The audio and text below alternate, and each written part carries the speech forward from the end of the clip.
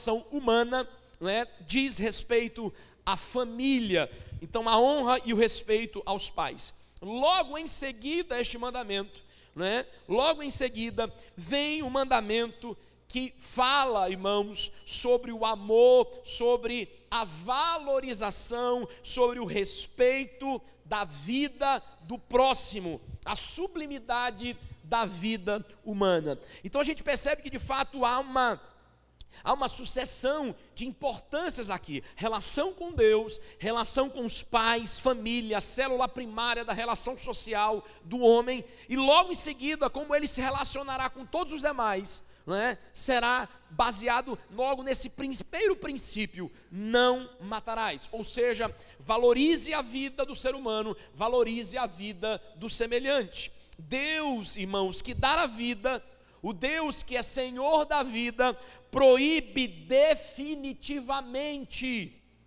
o derramamento de sangue inocente. É isso que Deus está falando. Terminantemente, não matarás. Está proibido de derramar o sangue inocente. E quem determina isso é o Senhor da vida. É o Deus que criou a vida do homem, que deu a vida do homem, que tem controle sobre a vida do homem. O Deus que é soberano, que dá a vida e que tira a vida. Ninguém aqui pediu para nascer, escolheu quando nascer, aonde nascer, por meio de que pais nascer. É algo que está fora do seu controle. Você tomou consciência da sua existência a partir do teu desenvolvimento humano. Porque nem consciência da tua existência uma criança tem ainda, um bebê. Ele vai ganhando com o tempo. Então é algo que está fora do teu controle. A tua existência, a tua vida é uma dádiva, um presente de Deus, né? A concepção humana, quando a gente estuda biologia e percebe lá, numa concepção humana, a relação sexual entre um homem e uma mulher, e milhões de espermatozoides e gametas masculinos, e dentre aquela infinidade, um chegou ao óvulo.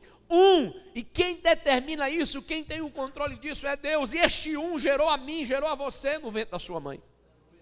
Deus te presenteou com a vida. Deus é o Senhor da vida. Você não tem o controle disso. E também a retirada dessa vida, ou esta vida sendo tomada, somente pode ser executada por aquele que criou, por aquele que doou, por aquele que deu, o próprio Deus. Por isso que nenhum homem tem o direito diante de Deus de tirar a vida alheia, de derramar o sangue inocente. O Deus da vida, que promove a vida, Ele requer a vida, Ele protege a vida. Isso é nítido nas Escrituras. O Deus que deu a vida é o Deus que requer a vida do homem, é o Deus que protege a vida do homem, e Ele requer isso também de cada um de nós. Deus valoriza a vida humana, Deus protege a vida humana, e Ele exige isso do homem também, que o homem valorize e respeite a vida do seu semelhante. Se Ele é o Senhor e Ele, irmãos, requer isso dos homens, cabe a nós, que somos criaturas, irmãos, obedecê-lo e observar aquilo que Ele diz. Note que Deus coloca honra e dignidade na vida humana. Por isso, irmãos, que tirar a vida de outra pessoa é um ato de desonra, é um ato de desprezo à dádiva divina. Quando alguém tira a vida de outra pessoa, você está desonrando a Deus que deu a vida. A soberania de Deus, foi Deus que determinou que aquela pessoa viesse à existência. Deus deu a vida. Quem sou eu ou você para dizer, chega, não há vida para essa pessoa, basta, essa pessoa não vai mais existir? Quem somos nós? Isso é uma afronta, isso é desonrar a Deus, isso é desprezo à dádiva divina. Por isso é um pecado. Afronta a santidade, a soberania de Deus. Antes da gente meditar e aplicar de forma mais clara, irmãos, a verdade desse texto, nós precisamos primeiramente fazer menção e analisar, irmãos, o texto e as suas aplicações no que diz respeito ao termo, né, que Deus expressa por meio de Moisés, o seu servo, para o povo. E aí a gente precisa abrir um parêntese aqui para fazer algumas considerações. A ordem de Deus aqui, irmãos, é não mate, obviamente, não matarás. Mas, meus amados irmãos, que tipo de morte está sendo expressa aqui, de forma específica nos mandamentos? E aí é importante a gente entender isso, para que a compreensão dessa verdade, ela possa ser amplificada e aprofundada nas nossas mentes. Em primeiro lugar, a gente precisa, irmãos, entender e tomar conhecimento que na língua hebraica há 8 palavras que referem-se à morte ou matar. Há 8 palavras distintas que podem ser aplicadas ao conceito de morte, ao conceito de matar.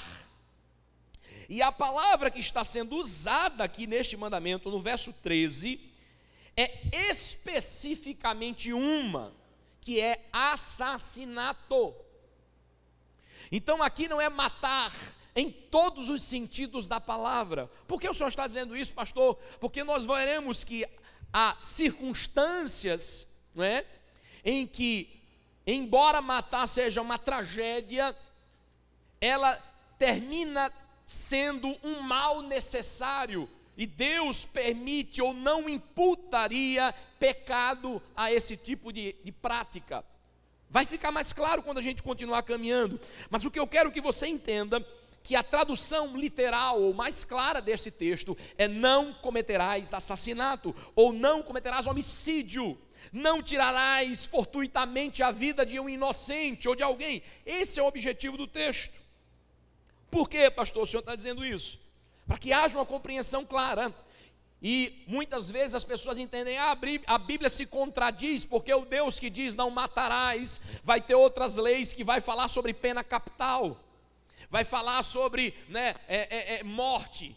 Como é que se contradiz? E aí é importante você entender a distinção das palavras. O termo aqui no hebraico está falando de homicídio, e aqui não se aplica a morte que era exercida, ou que pode ser exercida, embora nos nossos dias não era comum, mas nos tempos antigos havia muito, a morte que era exercida pelo sistema judiciário, que era pena capital.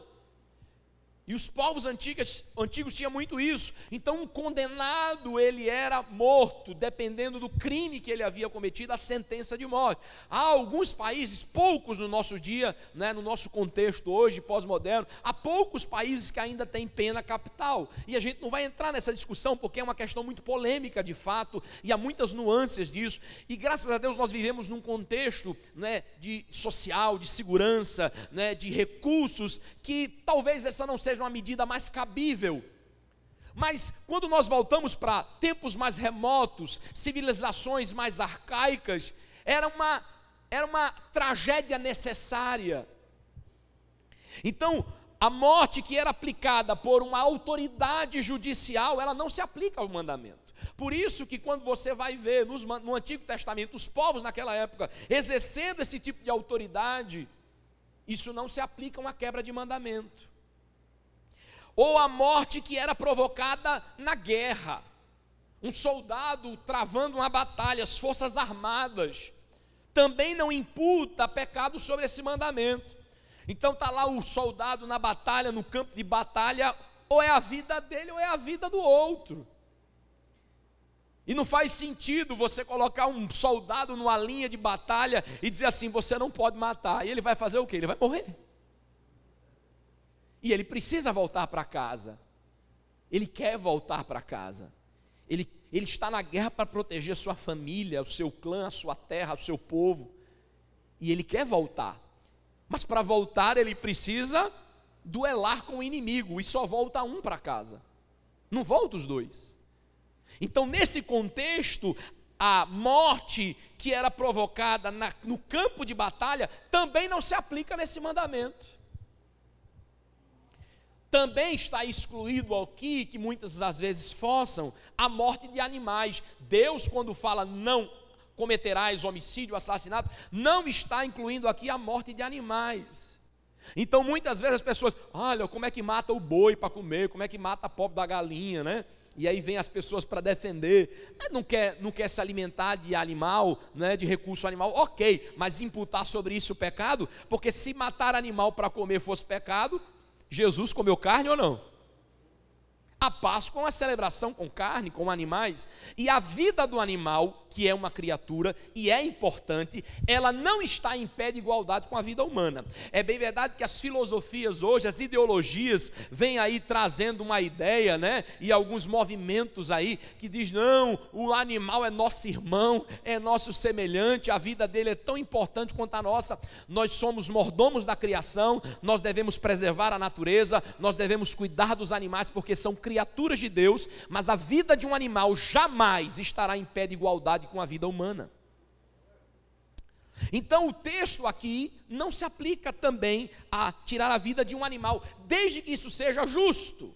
Não é matar animal fortuitamente por qualquer razão, mas matar um animal para sobrevivência, matar um animal pelo alimento, que é coisas que a sociedade faz para extrair dele o alimento que você precisa. Nisso também não se aplica o mandamento. Ou seja, o que Deus está trabalhando aqui é a tomada da vida de uma pessoa de forma premeditada, movida por sentimentos pecaminosos, ira, cólera, inveja, ciúme.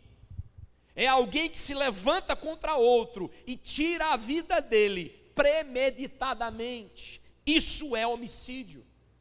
Isso é a infração desse mandamento. Na nossa legislação, nos nossos dias chamaríamos de homicídio doloso, onde há intenção de matar. Alguém matou sabendo do que estava fazendo, porque queria matar. É exatamente isso. É bem verdade que também essa expressão no hebraico está incluindo aqui, não é, aquilo que nós chamamos de homicídio culposo, quando não há intenção de matar, também se aplica nesse texto. Mesmo que uma pessoa mate alguém sem intenção, se aplica a este texto também. Vamos imaginar, alguém por alguma razão provocou um acidente que levou a vidas serem ceifadas. Aquela pessoa, ela é responsável por aquelas vidas que foram ceifadas. Embora ela diga, eu não tinha intenção, mas você matou. Um acidente de carro, o camarada que pega e se embriaga e vai na direção do volante e mata um inocente, mata um ciclista, um pedestre, outra pessoa de outro carro. Ele pode dizer, eu não queria, mas você assumiu o risco. Talvez por negligência, etc e tal, por um acidente ou por um descuido, você provocou a morte. Isso que chamamos no direito é homicídio culposo, onde você não tinha intenção, mas cometeu. E aí o homicídio culposo também se aplica aqui. Então é você tirar a vida de uma pessoa inocente, ou tirar a vida de uma pessoa, né, que não se aplique no contexto de guerra ou execução penal por parte da magistratura, vamos assim dizer. É bem verdade também que no contexto de um homicídio involuntário, onde a pessoa não tinha intenção de matar, Deus na sua palavra, e a lei vai determinar isso, assim como as leis dos nossos dias também, vai trazer implicações diferentes. Uma coisa é alguém que tem uma intenção de matar, ele será julgado de acordo com isso, e a sua penalidade será de acordo com isso. Nós temos alguns aqui formados em direito, né, poderiam falar isso com mais propriedade do que eu. Mas uma coisa é quando se descobre, não, o homicídio foi doloso, há intenção de matar. Então há um critério diferente e há uma penalidade diferente. O outro foi um homicídio culposo, não havia intenção. Será julgado, mas terá uma perspectiva diferente, uma implicação diferente, proporcional, né, a isso. Então Deus também na sua palavra vai dizer isso. Então aí Moisés vai, por meio, né, da orientação de Deus na palavra, dizer, então olha, se houver o homicídio sem intenção, e alguém reivindicar o sangue daquele inocente, aquela pessoa não tiver culpa, ela vai procurar uma cidade de refúgio, e ela vai ficar lá, né, na cidade de refúgio, e ninguém pode tirar a vida dela, porque ela vai ficar lá, reclusa naquela cidade, até que se faça uma investigação, e até que veja realmente se ela é inocente. Se ela é inocente, ela não pode ser morta. Se ela não for inocente, que cumpra-se a sentença sobre ela. Então, a própria Bíblia, Deus vai regulamentar isso, assim como as leis humanas hoje. Enfim, irmãos, o contexto aqui do mandamento é tirar a vida de uma pessoa por qualquer razão. Ou seja, não matar a pessoa, né, de forma ilegal. O mandamento está dizendo isso, a matar de forma ilegal. Como assim, pastor? O que é matar de forma ilegal? É aquilo que eu falei. Por exemplo, e a Bíblia vai trabalhar isso, legítima defesa, a nossa lei, o nosso Código Penal, o nosso Código Civil, as leis dos homens, e também Deus regulamenta isso na sua palavra. A legítima defesa não se aplica nesse mandamento. Ou seja, alguém que precisou matar para proteger a sua própria vida, num duelo, num conflito, para proteger a sua família, a vida da sua família, diante de um ataque violento, que Deus nos livre jamais, nunca vivenciamos isso, mas qual é o pai de família, qual é a mãe que está aqui, que vê o seu filho diante de um ataque violento, não vai partir contra o agressor e vai dizer, eu vou exterminá-lo, porque a vida do meu filho está em risco, a vida da minha esposa está em risco, a minha família, ninguém aqui, qualquer um chegaria, pastor. Claro, e a Bíblia legitima isso, é a legítima defesa, a vida está em risco. Agora note, irmãos, são casos extremos, onde a vida da pessoa, da sua família, ou da nação, ou de um grupo de pessoas, está em perigo iminente, e não há outra saída a não ser eliminar o agressor. Então isso aqui, obviamente, é legal, por mais que seja danoso, mas é legal. Então a legítima defesa, a proteção da vida, da família, contra um ataque violento, a guerra, enfim, é uma última instância. Alguns vão retrucar, alguns vão dizer, né, e a gente vê isso no nosso dia a dia, e vão dizer assim, mas como assim? Como é que Deus autoriza algo assim? E às vezes tem muitos defensores dizendo isso, o problema é que graças a Deus a gente não vivencia isso, porque a Bíblia, o Antigo Testamento fala lá de guerra e as pessoas matavam. Irmãos, graças a Deus que nós vivemos numa civilização que a gente não se depara com isso. Bem verdade que hoje o mundo enfrenta muitas guerras acontecendo no Oriente Médio, na Europa, a Ucrânia ali, mas graças a Deus é uma realidade distante. E muitas vezes quem vai para o campo de batalha são soldados e às vezes nem homens, é só máquinas, é drones, é aviões. E o nosso país é um país pacífico, ninguém aqui vivenciou uma guerra, ninguém aqui jamais experimentou o que é uma guerra. Mas aí é fácil tecer críticas quando a gente olha para o Antigo Testamento, porque naquela época o povo de Israel matava. Vai para aquele contexto, vai viver naqueles dias, onde não havia relações internacionais, onde não havia diplomacia, onde não havia um mínimo de organização entre as nações. Era um rei querendo tomar o território do outro, era um querendo destruir o povo do outro, era uma cidade querendo conquistar a outra. É isso que a história mostra. E aí está lá você na sua cidade, no seu clã, na sua tribo, no seu povo, com a sua família, vivendo a sua vida pacata, Marcelo, e de repente um povo de vizinho ou um povo estranho se levanta e diz assim, vamos invadir, vamos matar todo mundo e vamos tomar a terra dele. Você faria o quê? Qualquer um de nós iríamos nos alistar nessa guerra. Deus o livre, se o Brasil entrasse numa guerra e o governo brasileiro dissesse, estamos reivindicando os homens para defender as famílias e defender a pátria, todos nós iríamos, porque ou nós iríamos ou deixaríamos tudo acabar. Então é uma realidade que quando a gente está distante dela é muito fácil de fazer críticas, mas é difícil quando você vive ela. Então no Antigo Testamento, Deus muitas vezes chega para Israel, olha, vocês vão lá e guerreiam contra esse povo, olha como esse Deus é carrasco. Não, era o amor de Deus para com o povo de Israel, preservando a vida daquele povo, diante de povos que muitas vezes, se levantavam contra o povo de Israel de forma bárbara, querendo destruir, aniquilar o povo de Deus, assim como hoje também, e muitas potências se levantam contra outras menores. E aí a pergunta, mas por que Deus permitiu a guerra? Ou permitia as guerras naquele contexto? Alguém já disse uma frase interessante, disse assim, a guerra é horrível e deve ser travada raramente, e só para evitar mal maior, ou males maiores. Então a guerra nunca é uma opção, mas às vezes raramente há situações que uma guerra é necessária para evitar um mal maior, para evitar um extermínio, para evitar um genocídio, para evitar a morte de inocentes, de crianças, para evitar a destruição de um povo. Esse povo tem que se levantar para defender-se.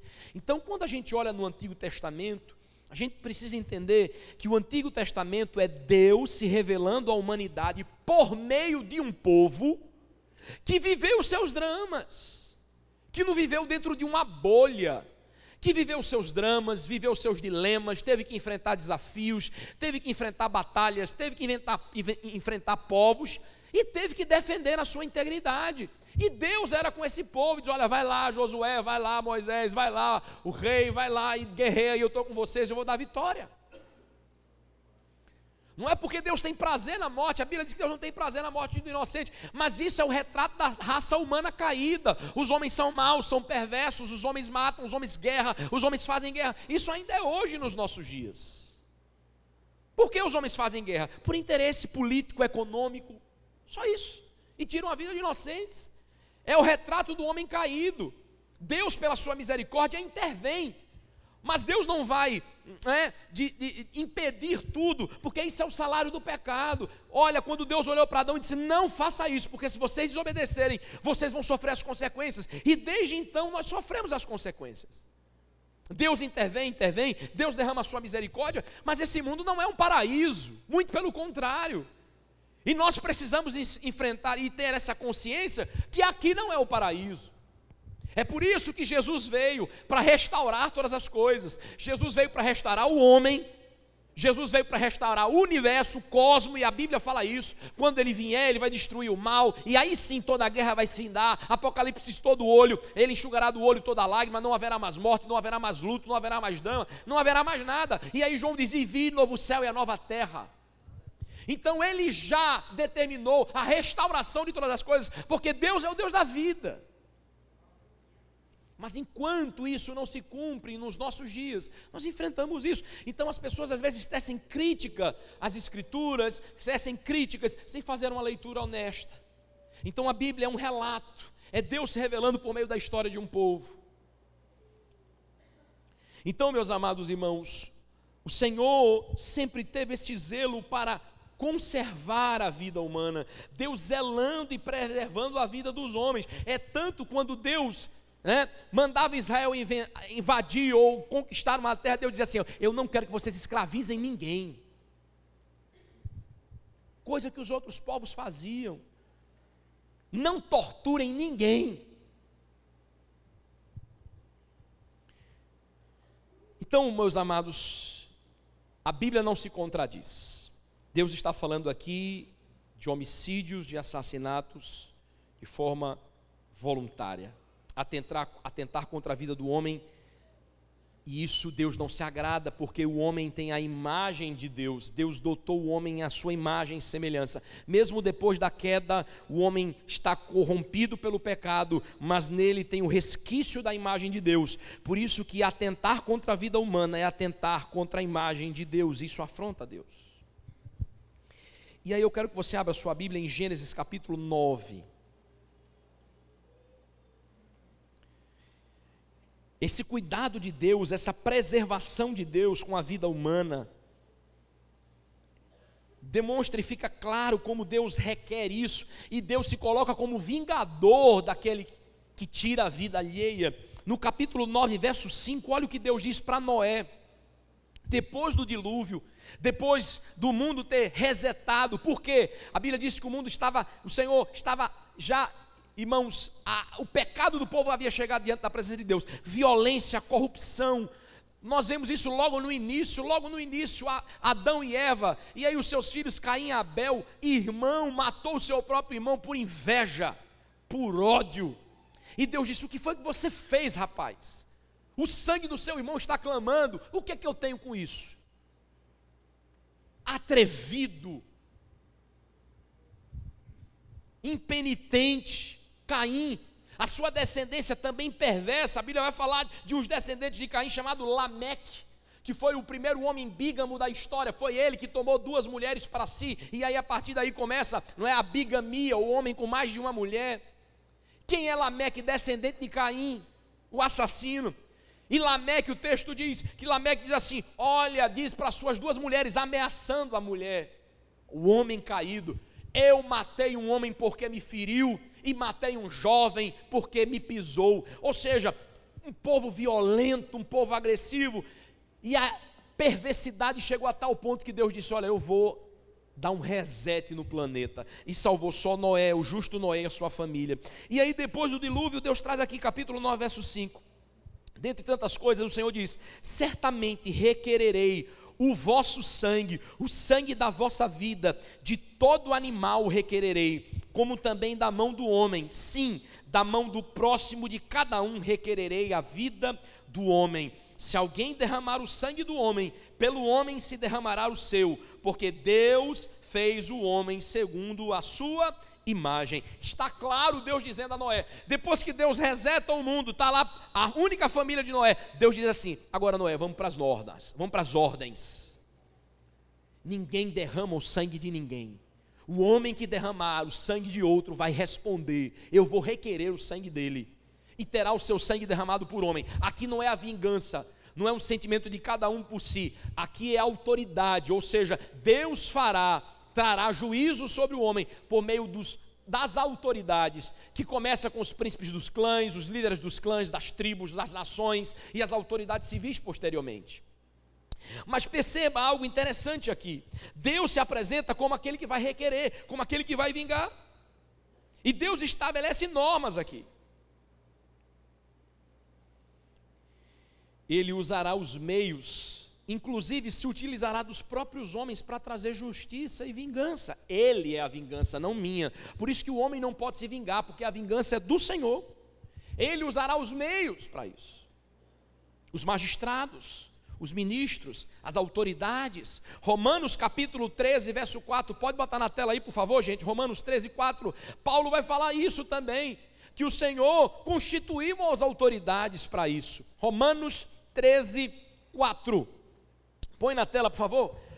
Visto que a autoridade é ministro de Deus para teu bem, entretanto, se fizeres o mal, teme, porque não é sem motivo que ele traz a espada, pois é ministro de Deus, vingador para castigar o que pratica o mal. Ou seja, Deus levanta as autoridades para punir o mal, o opressor, aquele que faz aquilo que não deve. E se isso não acontecesse, virava anarquia, como está virando. Então Deus vai dizer lá atrás para Noé: olha Noé, é isso que vai acontecer. Note que o texto vai nos trazer algumas questões importantes. O texto apresenta que Deus tem um zelo, um amor pela vida humana, e perceba que ele diz que vai requerer até do animal. Deus cobra o sangue humano até do animal, ou seja, se algum homem morrer pelo animal, Deus requererá do animal.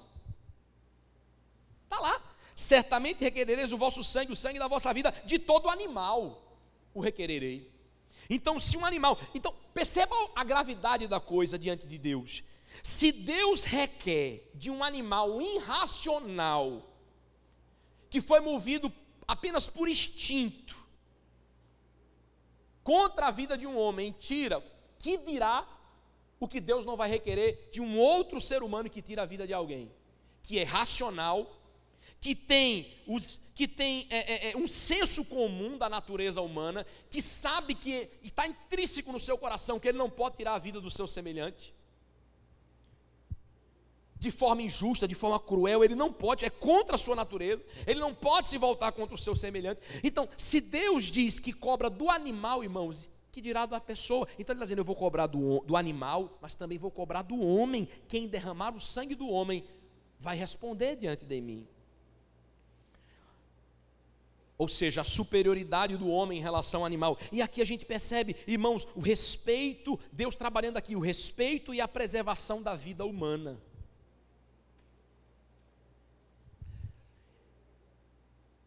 E aí note, o homem é a imagem de Deus, por isso você não pode derramar o sangue dele. O magistrado, a autoridade civil, é a imagem de Deus e tem a autoridade de Deus, o poder de Deus para fazer justiça, não se pode levantar contra eles. Os santos têm a imagem de Deus e a santidade de Deus, os santos, por isso você não pode também fazer mal a eles. Os santos são aqueles que são santos em Cristo Jesus, que seguem Jesus, que são piedosos diante de Deus. Então você percebe Deus cuidando, a preservação. E o próprio texto vai dizer, o Senhor diz, olha, Deus pôs medo nos animais. E aí, é algo interessante que Deus põe medo nos animais em relação aos homens. Então, os animais passaram a ter medo instintivamente do ser humano, que é superior. Então, os animais fogem dos homens. Então, Deus pôs medo nos animais para não fazer mal aos homens. E Deus pôs no coração do homem agora, por meio dessa lei, Deus pôs no coração do homem um temor. Ou seja, se você derramar o sangue de um inocente, quem vai cobrar de você sou eu. Deus está dizendo isso, sou eu que vou cobrar de você. E graças a Deus por isso, porque desta forma Deus impõe limite às paixões infames e pecaminosas do homem. Porque imagina o homem colérico, o homem irado, o homem, não é? A gente vê isso nos nossos dias, o camarada, por qualquer razão, esse mundo maluco de pessoas estressadas e doentes, por qualquer motivo tira a vida de outra pessoa. Agora imagina sem um limite. Graças a Deus que Deus impôs esses limites. Então quando Deus requer, irmãos, e aí Deus diz, olha, eu vou cobrar o sangue, e vai ser sangue, vai ser derramado por sangue. Quando no Antigo Testamento era assim, quando Deus requer a vida do morto, daquele que foi morto injustamente, pela mão de um assassino, Deus vai requerer dele, este não pode dar de volta a vida. Percebe? Alguém tirou a vida de outra pessoa inocente, Deus requererá dele, eu quero a vida que você tirou. Ele tem a vida de volta para dar? Tem? Ele não tem a vida. Deus vai requerer, ele não tem. Então o que ele vai dar em troca? O que ele dá para compensar? Essa é a lógica. Por essa razão ele entrega a sua vida no lugar. Vida por vida, sangue por sangue. Você derramou o sangue do inocente? Foi. Você tem como devolver a vida dele? Não. Então é a sua que vai no lugar dele. A única maneira possível de se retribuir, né, é sangue por sangue. Era assim lá no Antigo Testamento. E por mais que algumas pessoas digam, mas rapaz, que dureza, graças a Deus por isso, irmão Sueli, porque isso aqui é pedagógico, isso aqui é didático, porque o camarada pensa duas vezes para tirar a vida do outro. Se eu derramar o sangue dele, o meu também será derramado. Se eu matar um inocente, eu vou pagar com a minha própria vida. Então as pessoas tinham medo, elas se retraíam, refreavam os impulsos. Hoje, por mais bagunçado que esse mundo seja, embora nós não temos pena de morte, mas a pessoa pensa duas vezes, porque ninguém sai tirando a vida, não, porque se eu for pego eu vou ser preso, eu vou sofrer as consequências, graças a Deus, porque tem esses freios, e lá atrás Deus trouxe isso. Então, compreendido o sentido do mandamento aqui, irmãos, de Êxodo capítulo 20, que é o homicídio, a gente pode agora entender e aplicar a verdade do texto. E a primeiro ver, a gente pode dizer, pastor, o que esse mandamento se aplica a nós hoje? Eu não sou um assassino, nunca matei ninguém, né? Graças a Deus por isso, não sou homicida e nem quero isso, então o texto não se aplica. Mas aí é onde está. Esse texto se aplica sim aos nossos dias e à nossa realidade também. Embora, graças a Deus, nós não vivemos em guerra, nós não vivemos num contexto mais bárbaro, né, mais de lutas travadas, graças a Deus, mas esse texto também se aplica a nós, claro que sim, aos nossos dias. Na verdade, eu diria a você que ele diz muito respeito à nossa sociedade, muito. Por quê, pastor? Porque nós vivemos numa sociedade de desrespeito e desvalorização da vida humana, ou não? Pelo menos é o mundo que eu estou vivendo. Alguns vão nomear essa cultura, e o Papa João Paulo II, quando vivo, também fez essa colocação, usou esse tipo de nomenclatura, quando nomeou essa cultura, a nossa sociedade, como a cultura da morte. E é verdade. O sexto mandamento se aplica perfeitamente para a nossa sociedade, que é uma sociedade que é uma cultura da morte. Então, o sexto mandamento, não assassinarás, ela cai como uma luva para nós nos dias de hoje. Não pense que esse mandamento está distante de nós, não. Por quê, pastor? Nós somos a cultura da morte. Porque nós somos a geração da violência em forma de entretenimento. Os filmes, os jogos, os games. Para aí, pastor, mas a gente não derrama o sangue de verdade de ninguém. Pode ser. Mas nós nos alimentamos no entretenimento baseado em quê? Assassinato e morte. Os nossos jovens e crianças gostam de jogar o quê? Assassinato e morte. Pei, matar, atropelar, pegar o carro, sair matando as pessoas no meio da rua. Nós somos a sociedade que banaliza a morte. Os programas, os telejornais, morreu não sei o quê, daqui a pouco o cara está tirando onda.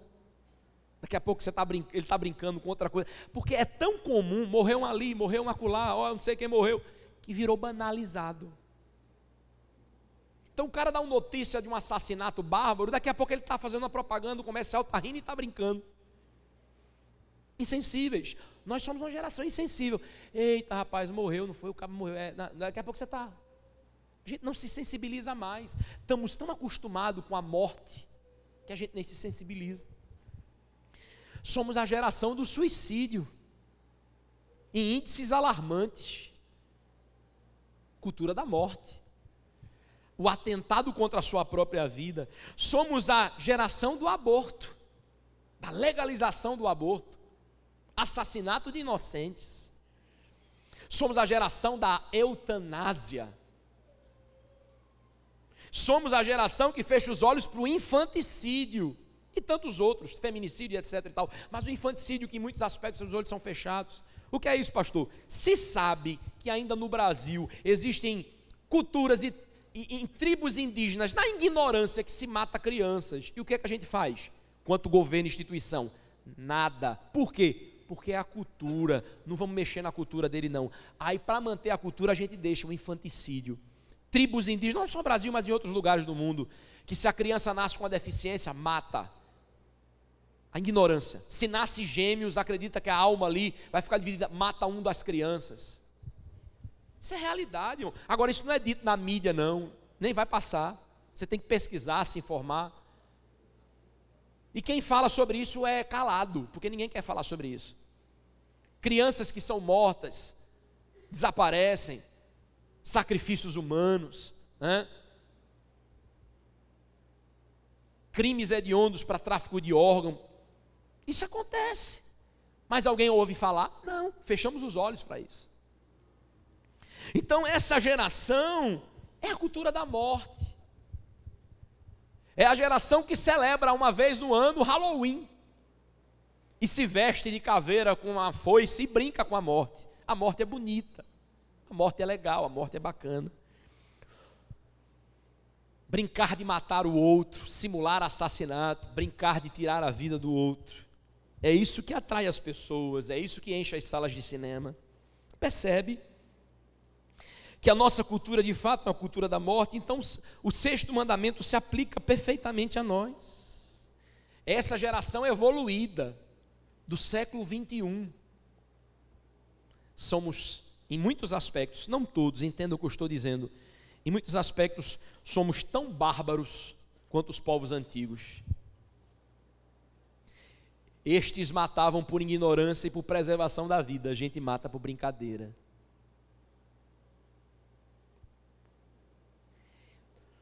Agora, nesse mês de março, nós comemoramos o Dia Internacional da Mulher. Mas quantas mulheres hoje têm vestido uma camisa e levantado uma bandeira? Meu corpo, minhas regras. Há uma vida no meu ventre, mas eu não quero carregá-la. O direito é meu, o corpo é meu e eu carrego se eu quiser. E ninguém tem nada a ver com isso.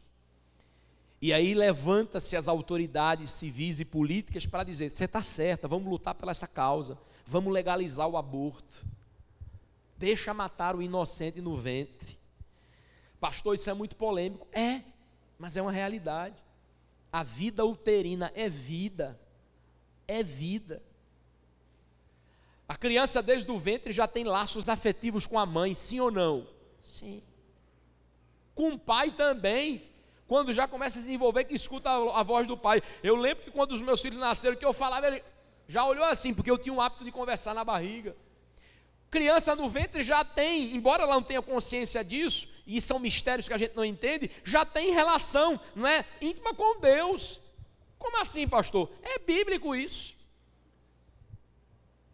Deus chegou para Jeremias e disse: Jeremias, eu te vi no ventre da tua mãe, eu te escolhi lá, e eu já te separei lá. No ventre da tua mãe, eu te chamei, eu te escolhi, eu te separei para te constituir profeta entre as nações. Jeremias 1,5, a vida uterina, Deus disse: eu vi você lá. Davi no Salmo 139, tu me viste substância ainda informe no ventre da minha mãe, quando os meus ossos ainda não tinham sido nem cobertos. Davi não tinha nem noção do que era ultrassom.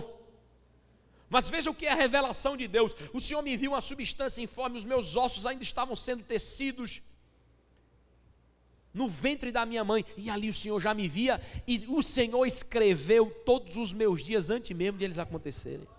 Vida uterina.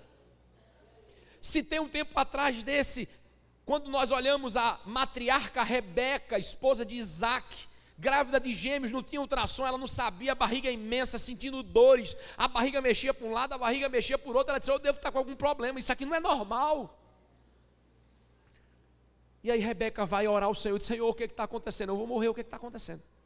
E aí Deus aparece para Rebeca, e Deus fala para Rebeca: no seu ventre tem 2 nações. Deus não disse: Rebeca, no teu ventre tem 2 vidas em potencial, na tua vida, né, no teu ventre tem 2 fetos.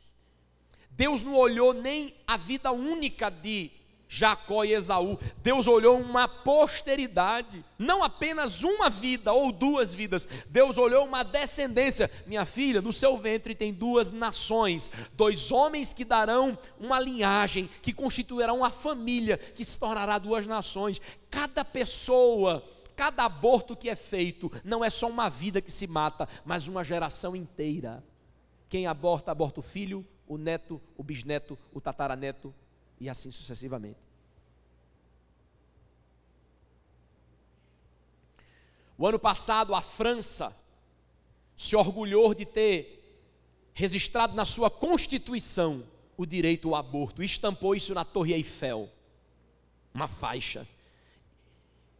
E muitas mulheres e homens lá celebrando isso, celebrando o assassinato de inocentes, de vidas indefesas.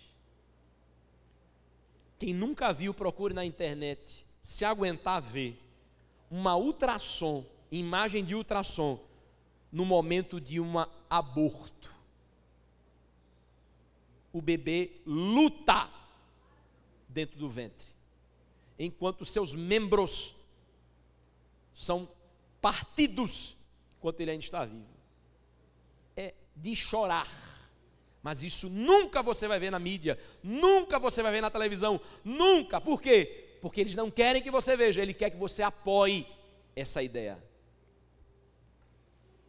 A geração que assassina crianças, a geração da eutanásia, como eu falei, que diz assim: olha, a pessoa está sofrendo tanto, não é melhor a gente dar um remedinho para acabar com o sofrimento? Quem é da área de saúde sabe bem o que é isso. Em alguns lugares e países isso acontece.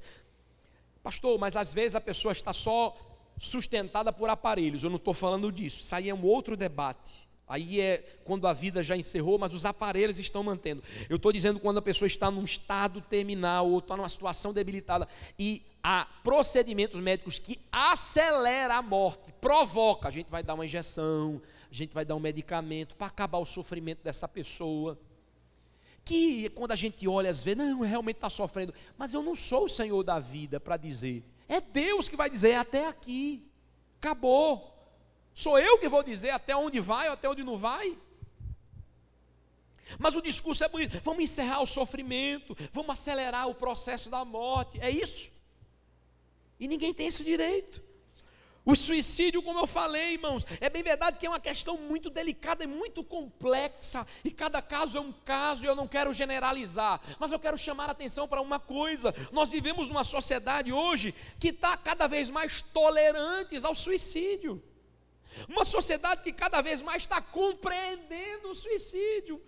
Ele estava querendo fugir da dor, a pessoa não aguentava e não suportava mais, por isso que ela tirou a sua própria vida. Eu sei, eu imagino o drama, e é como eu falei, eu não quero entrar nesses detalhes, cada caso é um caso, mas perceba que o nosso discurso, não sei se a palavra seria correta, mas às vezes até romântico e poético da coisa, está incentivando cada vez mais as pessoas a se tirarem a sua própria vida, porque quando ela se chega num ponto que ela não aguenta mais a dor, o que ela diz? Vou morrer, vou tirar minha própria vida, eu não aguento mais sofrer. E às vezes o sofrimento não é esse sofrimento todo. Fulano me deixou, eu não sei viver sem ele, vou tirar minha própria vida. Me frustrei com uma pessoa, isso é motivo. Eu sei, irmãos, que entrando no campo das emoções é um labirinto, eu sei disso, como eu disse, eu não quero generalizar. A depressão é um mal terrível, não me entenda mal, mas eu me preocupo muitas vezes com esse discurso de tanta tolerância e de tanta compreensão, e o que a gente tem visto? Um aumento vertiginoso do suicídio. Pastores, crentes, líderes, pessoas estão tirando a vida por brincadeira.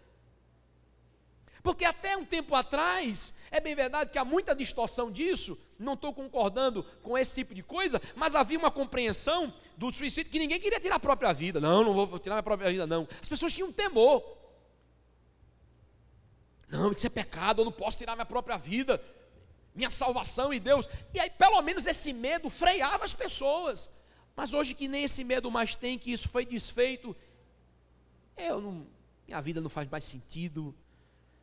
E aí a pessoa não se preocupa com quem fica, não preocupa-se com filho, com mulher, com família, com amigo, com ninguém. Ele apenas quer resolver o problema dele, sem se importar se vai criar problema para outros, se vai causar dor no outro, se vai trazer angústia para tantas pessoas. Ele quer resolver o problema dele. É muito difícil, é muito complexo, é muito profunda essa questão, mas é para a gente refletir. Essa sociedade que incentiva e estimula a violência no entretenimento, como eu falei, a indústria de comunicação, a indústria de filmes, de séries, a indústria do entretenimento, dos games, dos jogos online, dos jogos eletrônicos, que promove claramente a quebra do 6º mandamento. Há um dado da Associação Americana de Psicologia, irmãos, que eu achei muito interessante quando eu estava lendo. Afirmou que a criança, quando chega no final do fundamental, mais ou menos 14 anos aí na adolescência, ele viu em média, essa é uma estatística americana, ele viu em média 8.000 assassinatos e 100.000 atos de violência pela televisão. Fora os games, fora os jogos. Ele é inundado por isso. Ele é anestesiado por isso. A morte e a vida humana perdem o valor. E eu lendo que certo psicólogo das Forças Armadas Americanas disse, olha, isso é um mecanismo, ele ficou perplexo, porque disse, isso é um mecanismo de condicionamento e desensibilização que se faz em soldado, que muitas vezes para levar o soldado na guerra, ele não quer matar ninguém. Você tem que trabalhar na mente dele que é importante ele matar, porque ele tem que sobreviver. Aí disse, olha, hoje os jovens, é como se eles tivessem recebido esse treinamento, eles são insensíveis à morte.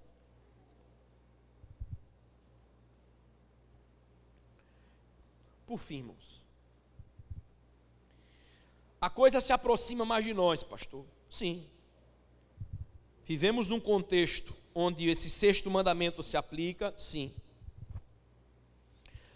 Mas também esse mandamento, a certa medida, se aproxima muito mais de nós, em um aspecto muito interessante, que eu confesso que também não havia refletido na aplicação desse texto, mas meditando, estudando também. Há um comentarista chamado Matthew Henry, ele foi um pastor inglês do século XVIII, bastante conhecido na teologia, e ele, comentando algo sobre esse texto, ele trouxe uma aplicação interessante, que concordo com ele sim. ele também diz: olha, esse texto, a certa medida, nós precisamos refletir e aplicá-lo, porque nós não devemos fazer nada que prejudique a nossa saúde e a nossa vida, a saúde e a vida do nosso corpo e nem a de ninguém. Antes a gente deve zelar pelo nosso próprio corpo, pela nossa saúde e não destruí-la. Ou seja, a certa medida, quem maltrata o seu próprio corpo se mata. Está incorrendo no 6º mandamento. Você sabe que isso não é saudável para você, não sabe? Você sabe que isso mata, não sabe?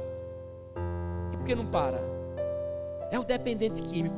Você sabe que você está morrendo, não sabe? Eu sei, mas eu vou continuar fazendo. Tu sabe que tu não está cuidando da tua saúde. Tu sabe que essa alimentação não é a correta para você. Você sabe, mas o que é que você faz? Ignora. Isso é matar-se. Isso, a certa medida, é infringir o 6º mandamento. Deus me deu vida e saúde, e eu estou destruindo a minha vida e a minha saúde com uma má alimentação, com maus hábitos. Muitas pessoas se matando aos poucos, matando os outros aos poucos, se expondo irresponsavelmente ao perigo. Isso também é uma forma de descumprir o mandamento. Percebe que a coisa está muito mais próxima da gente do que a gente imagina? Se eu morrer, eu vou para o céu e acabou. Claro, morrer é lucro, como Paulo diz, mas enquanto eu estou aqui, Deus tem um propósito para a minha vida, e eu devo preservá-la, eu devo cuidar do meu corpo, da minha saúde, para poder fazer a obra, para poder cuidar da minha família, para poder fazer aquilo que o Senhor espera de mim. Deus te deu a dádiva da vida, zela por ela. E por fim, o mandamento se aproxima muito mais de nós, encosta em nós e dialoga com cada um de nós quando a gente chega em Cristo Jesus, no Evangelho.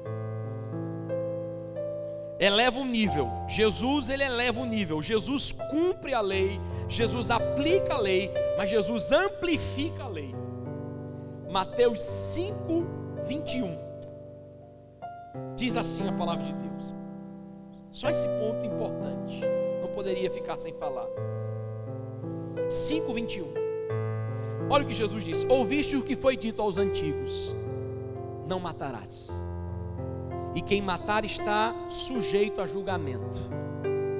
Eu, porém, vos digo que todo aquele que sem motivo se irar contra o seu irmão estará sujeito a julgamento. Quem proferir insulto ao seu irmão estará sujeito a julgamento do tribunal. Quem lhe chamar de tolo estará sujeito ao inferno de fogo. Se, pois, ao trazeres ao altar a tua oferta, ali te lembrares de que teu irmão tem alguma coisa contra ti, deixarás perante o altar a tua oferta. Vai primeiro, reconcilia-te com teu irmão, e então, voltando-se, faz a tua oferta. Entra em acordo sem demora com o teu adversário, enquanto estás com ele a caminho, para que o adversário não te entregue ao juiz, o juiz ao oficial de justiça, e seja recolhidos à prisão. Em verdade vos digo que não sairá dali enquanto não pagares o último centavo. Ou seja, o que Jesus diz? Vocês ouviram o que foi dito antigamente: não matarás. Eu quero aprofundar mais o sentido aqui. Jesus chega assim: você não deve odiar, você não deve manter ódio, mágoa, indiferença, rancor com ninguém, porque é isso que produz o assassínio, é isso que produz a ira. E aí Jesus vai muito mais profundo. Alguém pode nunca praticar o homicídio de fato, mas dentro do seu coração pode estar cheio de homicídio. Eu quero que morra, eu quero que aquela pessoa morra, que se exploda. Eu detesto, eu odeio, eu não suporto. O assassinato, o homicídio, ele nunca pode ir na prática, graças a Deus, porque os efeitos disso são muito mais danosos, mas o coração está cheio de homicídio. Qualquer coisa no trânsito, a raiva, a ira, né? A cólera tomando conta do coração, a vingança. Se eu pudesse, já ouviu aí, se olhar matasse, já ouviu ainda assim? Se olhar matasse, estava morta agora essa pessoa. É isso, percebe? que a coisa é muito mais profunda, e é isso que Jesus está dizendo. É bem verdade que a implicação, a consequência são distintas. Aquele que pratica o homicídio, as consequências e o peso é muito maior. Mas Jesus está querendo, irmãos, levar a coisa muito mais profunda. Jesus não está querendo apenas falar das ações externas, mas Jesus está querendo falar das intenções internas.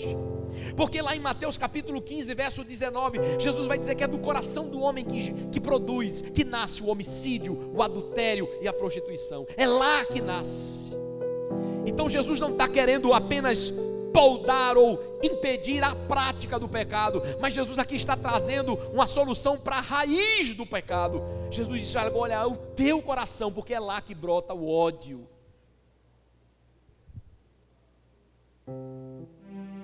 Por isso que este texto se aproxima muito mais de nós. Não devemos nutrir a discórdia, não devemos nutrir o ódio, a inveja. Pelo contrário, devemos promover a paz, sermos pacificadores, como Jesus diz no Sermão das Bem-aventuranças. Devemos ensinar os nossos filhos a resolver os conflitos sem recorrer à violência. Devemos cuidar dos moribundos, daqueles que estão no leito de morte até o final, com dignidade e honra. Devemos promover o trabalho pela vida, pela preservação da vida. Devemos empenhar esforços por salvar a vida daqueles que precisam. Foi por isso que o Senhor nos chamou. É isso que Deus espera de nós. Cristo nos livrou da morte quando Ele morreu em nosso lugar e nos deu a sua vida. E Ele disse: eu vim para que tenham vida e vida em abundância. Pastor, eu sou falho, eu sou errado, eu também, meu irmão. Os mandamentos, eu olho para ele e digo: meu Deus, mas Cristo Jesus veio para nos purificar de toda a impureza, de todo o pecado. Em Cristo Jesus nós somos homens, podemos ser homens perfeitos.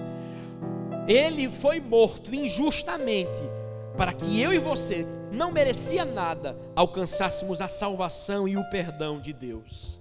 E uma vez salvos em Cristo Jesus, pudéssemos viver a abundância de vida, pudéssemos viver o amor de Cristo em nossos corações.